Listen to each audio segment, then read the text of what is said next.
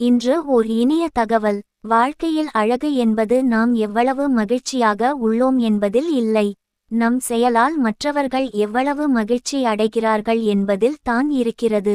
மகிழ்ச்சி என்பது போய் சேரும் இடம் அல்ல, அது ஒரு பயணம். ஏனெனில் மகிழ்ச்சியாக இருக்கும் போது மனம் தெளிவு அடைகிறது. மனம் தெளிவாக இருக்கும் போது உள்ளத்தில் புதுப்புது சிந்தனைகள், தூய எண்ணங்கள் ஊற்றெடுக்கிறது. ஒரு மனிதன் சந்தோஷமின்றி இருந்தால் அவனது சொந்த தவறுகள்தான் அதற்கு காரணமாக இருக்குமே தவிர வேறொன்றும் காரணம் இருக்காது. ஏனெனில் கடவுள் எல்லோரையும் சந்தோஷமாக இருக்கத்தான் படைத்திருக்கிறார். அதாவது எந்த சூழ்நிலையிலும் ஆனந்தமாக இருக்க கற்றுக் கொண்டு விட்டால் துன்பங்களின் நிழல் கூட உங்களை அணுக முடியாது. ஆகையால் முயற்சி செய்யுங்கள், வெற்றி நிச்சயம். வாழ்க வையகம், வாழ்க வளத்துடன். அகம் முகம் மலர்ந்த நட்புகளுக்கு இனிய காலை வணக்கம்.